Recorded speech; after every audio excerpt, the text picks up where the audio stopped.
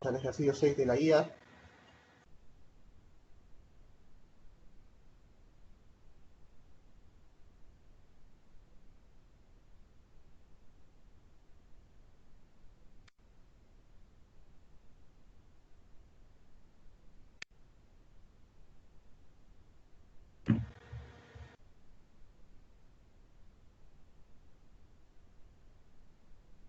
Bueno,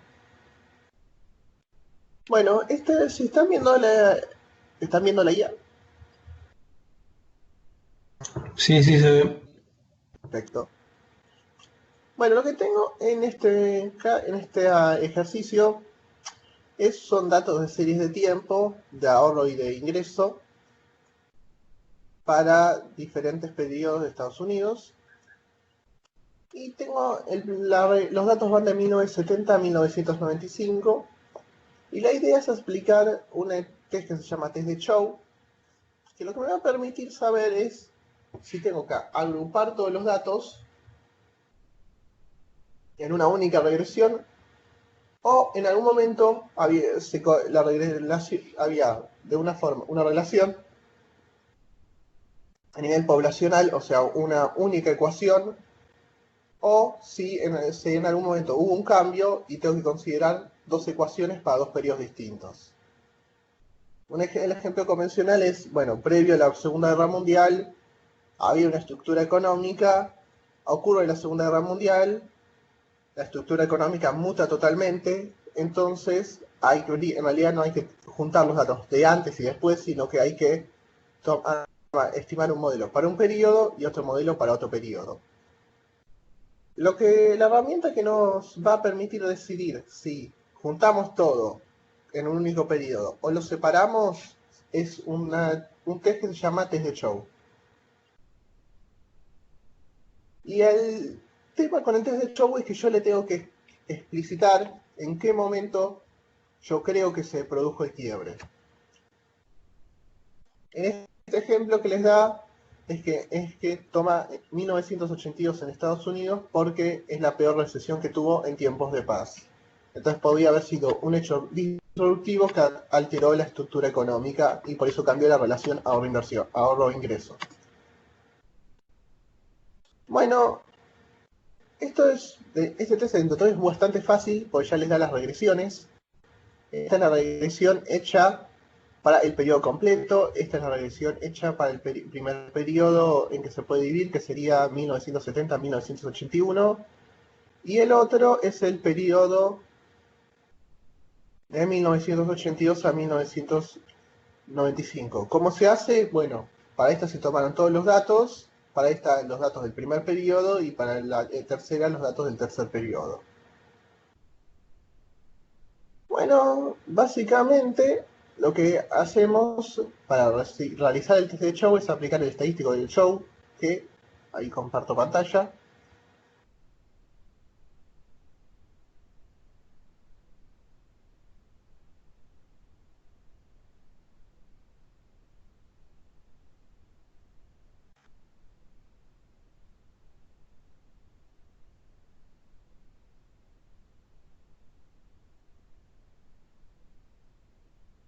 Bien, ahí estamos en Octave. Bueno, ¿qué es el primer comando que ejecuto en Octave? Clear all lo que hace es limpiar toda la base de datos previa, todo lo que hay del ejercicio de la función de producción trascendental.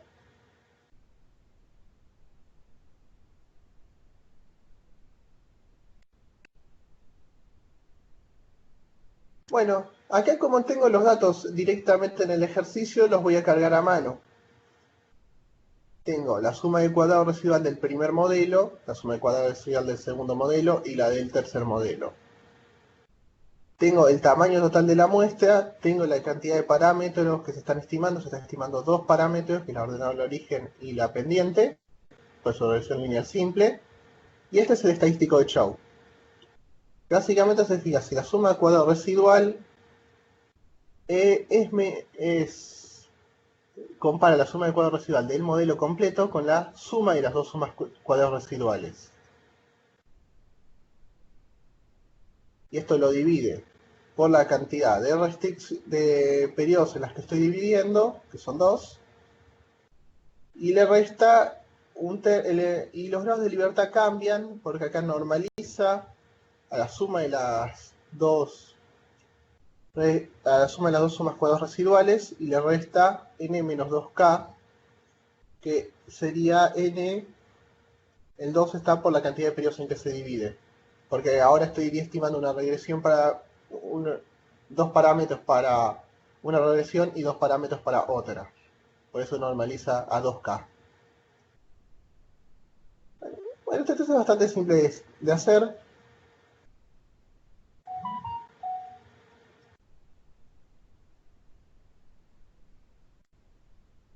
Y nos arroja un estadístico de 10,690 y el valor crítico es 3,44. La hipótesis nula del test de Chow es que ambos parámetros son iguales, que ambos periodos son iguales. Así que rechazar quiere decir que en el test de Chow que hubo un quiebre significativo en algún momento en la relación.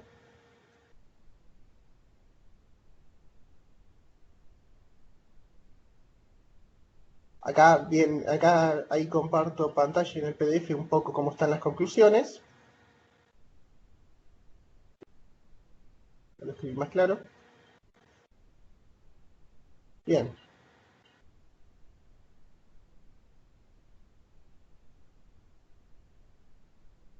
Sí, claro. Ahí pongo la fórmula de estadística de efecto.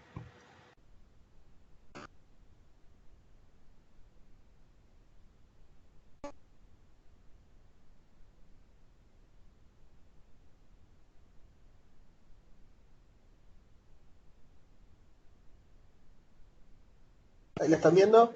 Bien. Esta es la fórmula de estadístico F. Tengo la suma cuadrada residual de la regresión con todo el periodo y le resto la suma de las sumas cuadradas residuales de las dos regresiones auxiliares. Dije regresiones auxiliares, la suma de cuadrados residuales de los dos periodos por separado. Y acá normalizo con la suma.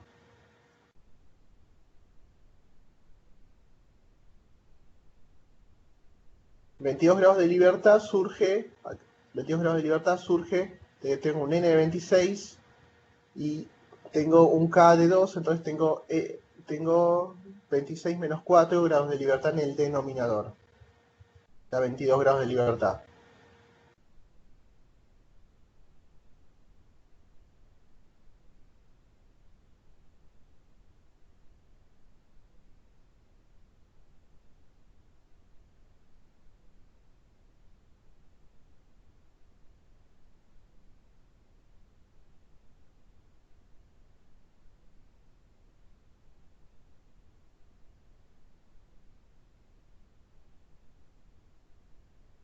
Bueno, les estaba mostrando que acá tengo en las conclusiones, acá lo había escrito bastante mejor, la hipótesis nula del test de Chow es ausencia de quiebre estructural. Entonces, como rechazamos la hipótesis nula, pues supera este valor de tabla estadístico que nos da, mayor a 10, entonces rechazamos que no haya habido quiebre estructural, entonces podemos afirmar que hubo quiebre estructural.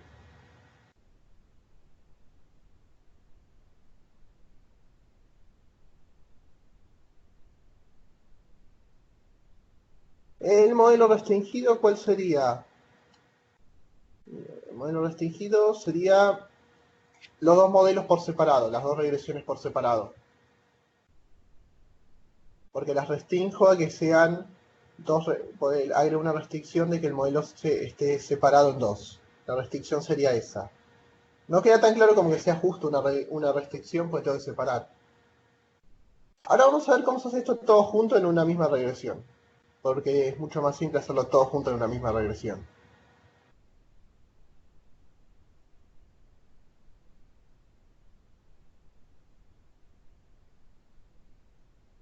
¿Ven el PDF? Bueno, comparto de nuevo por las dos.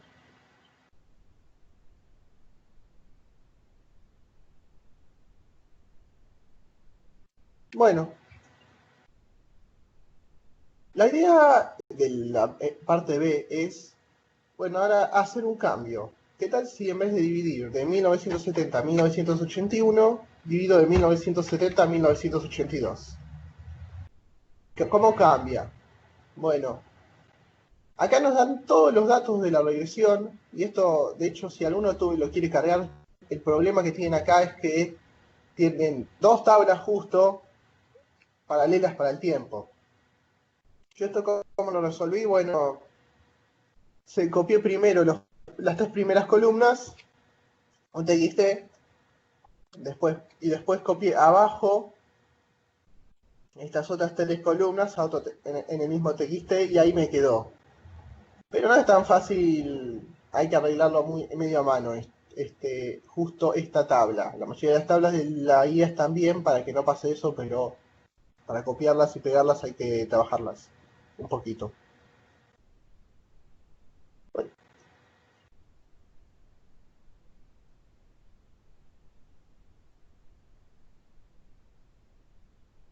Bueno, ahí les voy a compartir en Octave.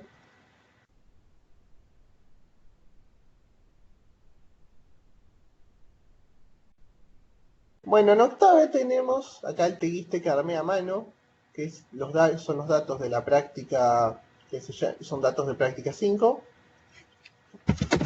los que vamos a usar después. Así que los voy a cargar. Para la práctica 5 trabaja con esta tabla. Todos los ejercicios de la tabla de la práctica 5 que vamos a ver hoy trabajan con esta tabla. ¿Sí? Por eso tiene ese nombre. Ahí la cargué.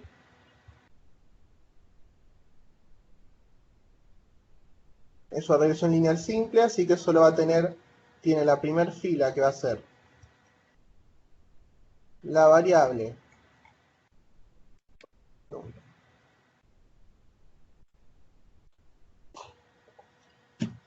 la primera columna es la variable dependiente y la segunda la independiente, que es la relación ahorro-ingreso, que lo que vamos a estimar es la relación ahorro-ingreso.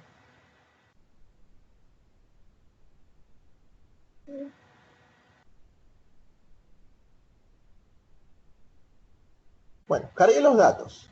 ¿Qué es lo que primero tengo que armar? Bueno, tengo que armar la matriz X y la matriz Y.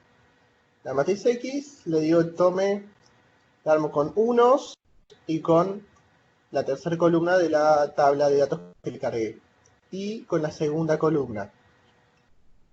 Y ahora lo que voy a proceder a hacer es la regresión lineal para todo el periodo, que la voy a necesitar para comparar. Bueno, esta rutina crea la regresión lineal para todo el periodo.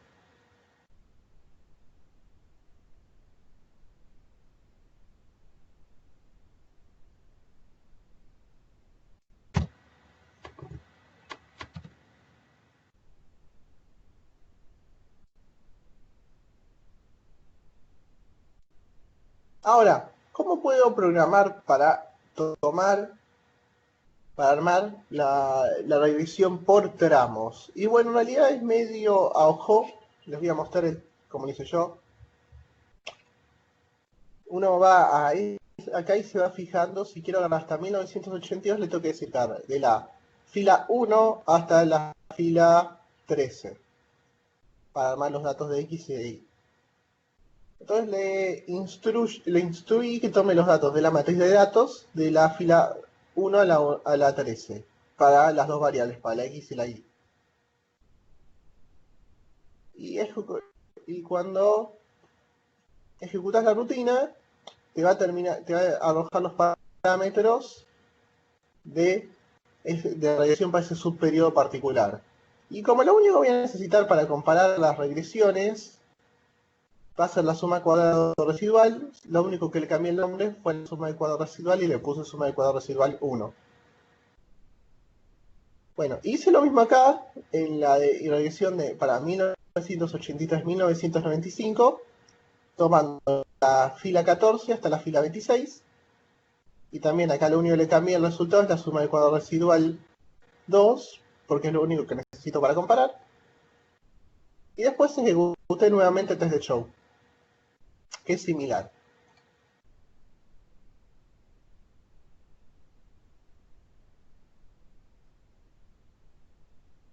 Bueno, si corro toda esta rutina, me va a arrojar el valor del estadístico show.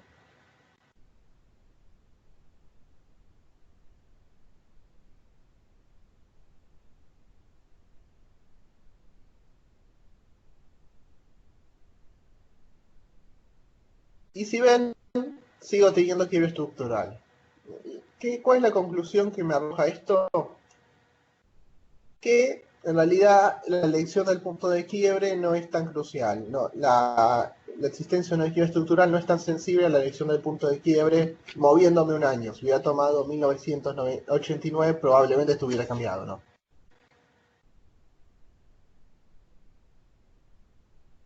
...1989 es un mal momento, periodo, hubiera tomado 1987, pues habría pocos datos.